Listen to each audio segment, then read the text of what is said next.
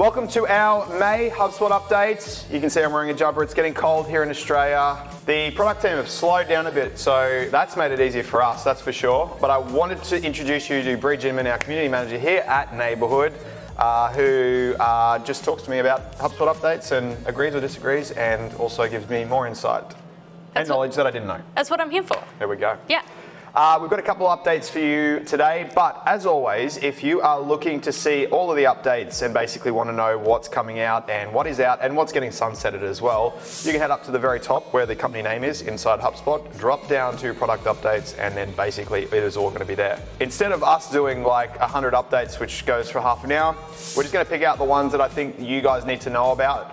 And then as always, at the very bottom of this screen here, there's going to be a bunch of chapters. So if you're getting bored with me talking right now, you just go to that chapter and we'll give you the insights into what's going on. Before I get kicked off, if you want to get emailed these on the reg, head down to the bottom, sign up to our newsletter. We've got a Sprocket update that goes out every single month, gives you HubSpot hacks, gives you all the insights, and this video is in that email as well. So let's get kicked off with the updates for this month.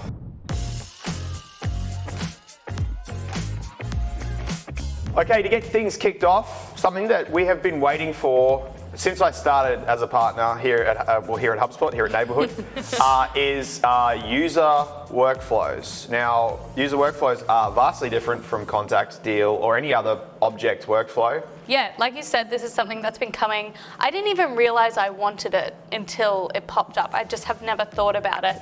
But HubSpot is really doing a push to make users like yourself or myself in HubSpot their own objects instead of just sitting in the settings. So a part of that is adding them as an object into workflows. So what does that mean? A really good example is onboarding or offboarding people from your team into or out of HubSpot. So if you have someone leave your team, let's say, there might be a bunch of ownership that's just sitting there, but now you can automatically assign that ownership to the next relevant person. So let's say I leave and I have someone come after me. I'm not leaving, don't worry.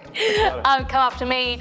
You guys can quickly have that workflow move because I've been deactivated in HubSpot, and it will assign it to the next person in that team. Yeah. So that's an example of how you could use it. I think there's a whole bunch of other ways you could use it. I think onboarding for me makes a bit of sense as well. Like our onboarding is on a separate platform and how that kind of works. I don't think it replaces the onboarding per se. Yeah. But definitely in regards to like welcome, and we can kind of make that user experience as we would for a customer. Yeah. Are we available? Where are we? Are we live? What are we doing? Such a great question. I have it written here for you. It's in beta. It's in beta right now. It's in beta. So this is available in beta right now. So it is a public beta. I think the biggest thing is if someone's deactivated the contact ownership, company ownership, etc. It's always been a bit of a laborious process when it comes to like having to like go in there, run up a list, then do those mass changes or anything like that. So I think in that aspect, if there is a change of ownership of that contact ownership, it can kind of be done.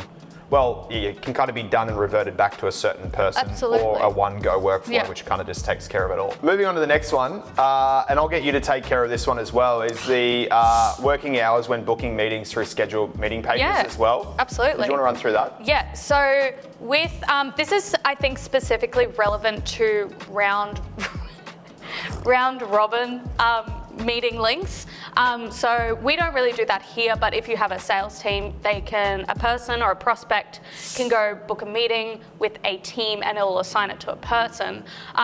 Originally, you would select the time zone you're in on that meeting page, but really it would just go to kind of whoever is available. But now they've added it basically considers you as a salesperson or something, your working hours and your time zone.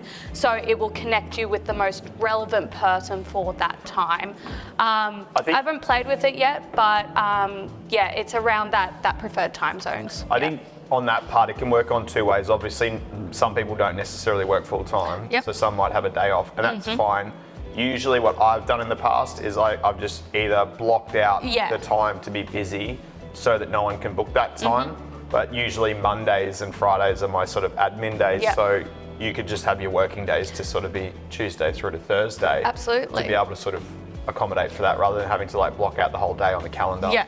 And go from there. Yeah, exactly. And there's nothing worse than getting a random meeting request at 6 a.m. your time because the time zones are just a little bit off.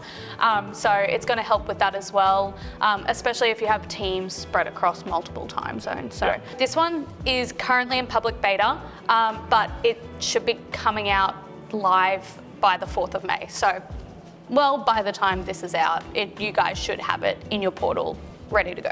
So the next one, which I have been falling in love more and more with every single day, is the prospecting workspace. Mind you, shameless plug right now, we have got a HubSpot user group coming up in next month actually. Yeah, it's the June one. In June. Yep. That really sort of deep dives into the prospecting space.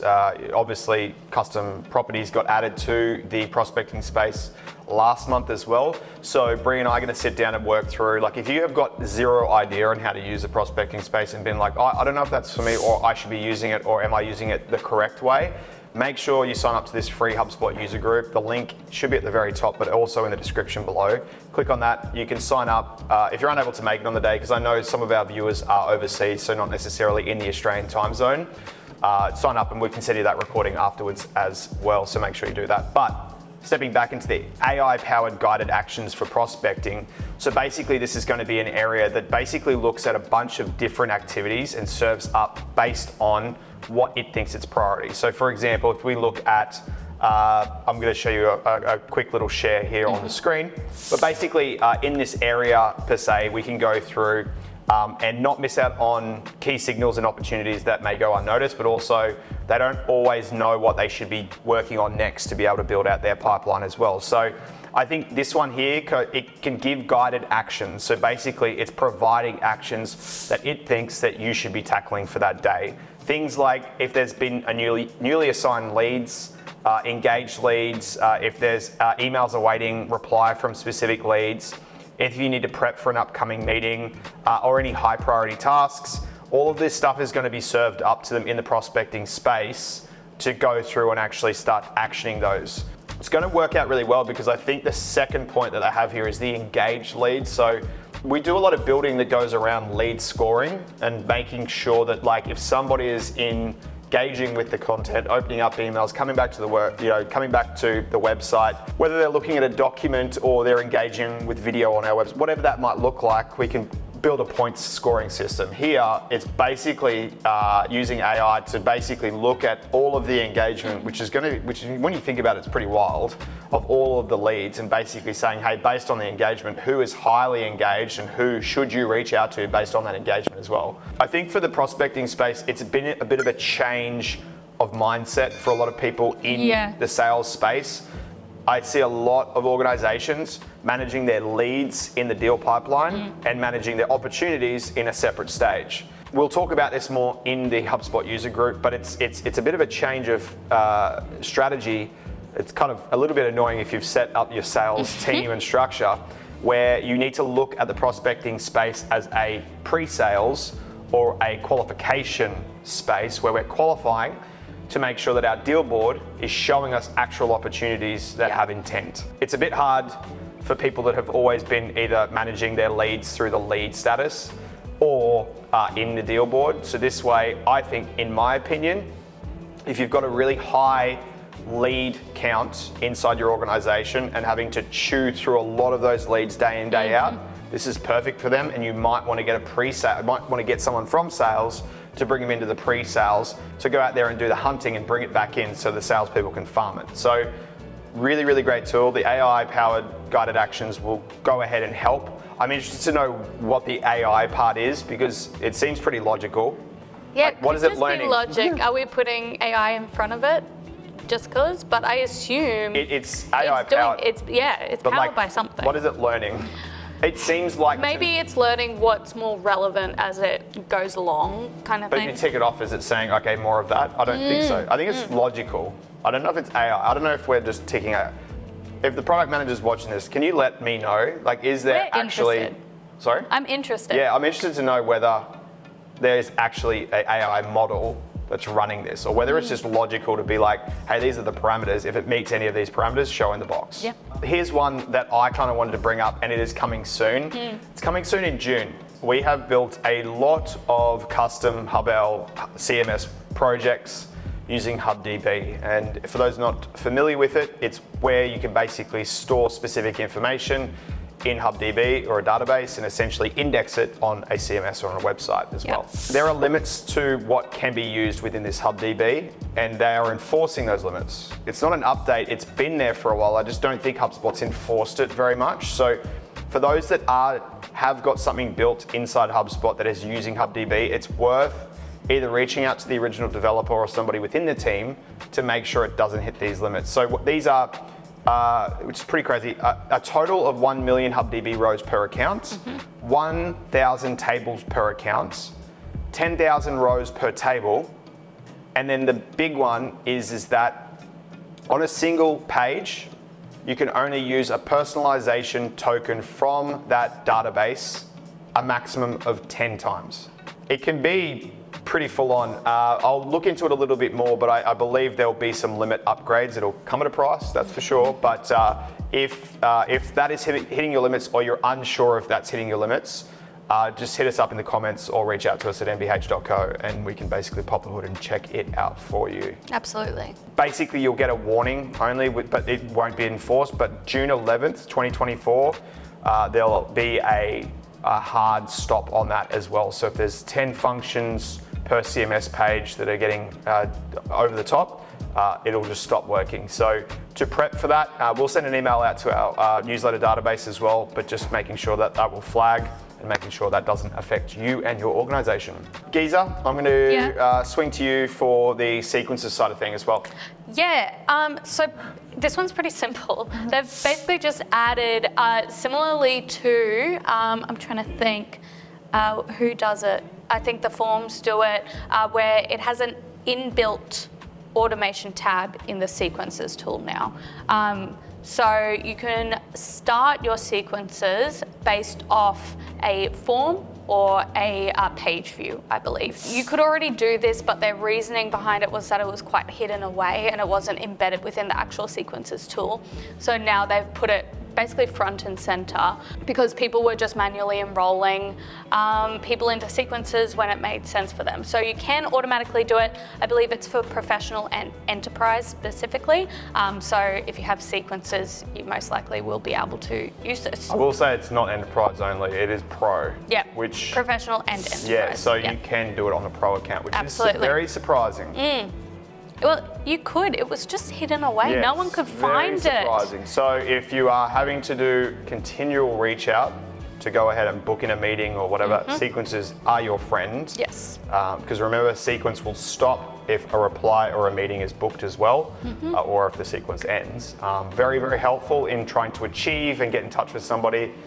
Please don't be annoying. Please make sure you put time and effort into the copy, so you're not that annoying person, and don't copy what you always see from people that you delete. Think about it, think about their problem. Going back to Brian Halligan's OG about thinking about how can you solve and educate, not necessarily sell. Stop selling, start educating, and then you'll get those replies and those meetings booked as well. Okay, well that wraps up this month for our HubSpot updates. So just remember, you can see all of the updates, what's coming, what's in beta, and what's out live. If you go all the way up to the top, click on the company name on the top right-hand side, drop down to product updates, and on the left-hand side, you'll see the in beta, the coming soon, etc. And you can dig into those and get a bit of an idea. My recommendation, every Monday, just pop in, have a look. It's fun. Or watch this video and I can give you an update of what's going on. Do that. And just a reminder, at the tail end of this video, we've got our HubSpot user groups coming up. There are 2 that have been scheduled. Brie, do you want to take it? When are they? Yes. What are they? Yes, got you. It'll be on the screen. So May 30, last Friday, last Thursday. First one, May 30, last Thursday of this month, we're introducing Content Hub. So really this is kind of a segmentation amalgamation of marketing and content and what that, and CMS Hub as well, and what that looks like now. So keen to dig into that one. There's some new features we can talk through as well. So if you guys do have CMS or Marketing Hub, I would definitely recommend going along to that one so you can understand how things might change for you, but also new features you could possibly get as well. And then our June one will be on the 27th of June, and we're talking about the prospecting space like you already mentioned as well. So if you, like Trav said, if you have a lot of leads coming in and you're struggling to quickly qualify them, or if you just want to learn what that prospecting space is and if it can help your business, definitely pop along to that one as well. Well, that wraps up this month's HubSpot updates. We'd love to hear from you in the comments where you're from, where you're watching from, any comments or feedback, we'd love to hear them.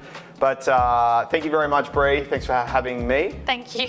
Thank you for having me. Thank you for having me. And we'll see you guys next month, and happy HubSpotting.